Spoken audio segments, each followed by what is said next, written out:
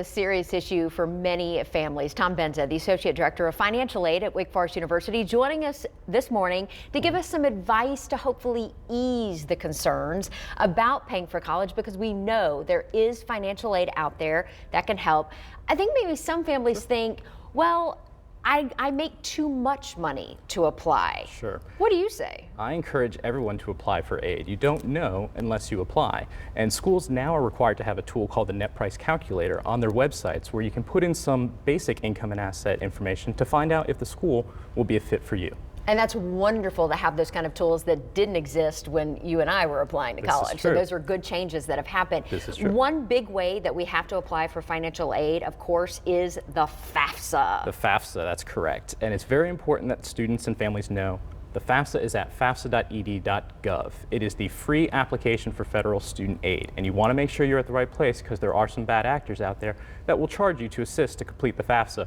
Because every year I have a student say, oh, Tom, I wanted to apply, I just couldn't afford to submit the application. And it is the free application at for federal student aid at fafsa.ed.gov. That's very important information. Thank you. When you talk about the 5 W's of what financial aid is, Sure. When we talk about special circumstances and trying to understand who could be qualifying for financial aid, how do you know? Sure. So financial aid is more than just grants and scholarships. When we're using the term financial aid is actually grants, scholarships, work study, and loan eligibility.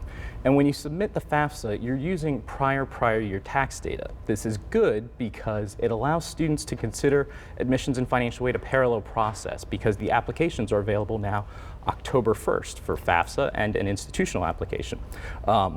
In previous years, you had to wait until January 1, and you had to essentially apply for admissions to the school, then financial aid. Now it's a parallel process, and you want to be thinking of that as a parallel process. But with the earlier application date, a lot can change from that prior year tax data to when you're going into the school. So if you have those types of special circumstances, you should follow up directly with the financial aid office to which you're applying. Big changes of circumstances would be divorce and separation of parents.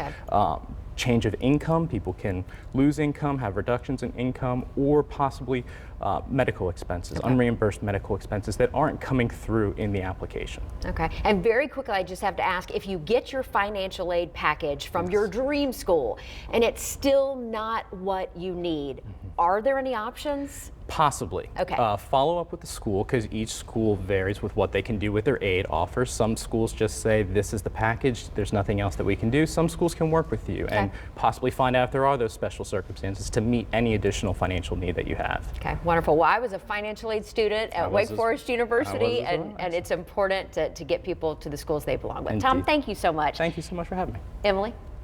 Thanks so much. Got good.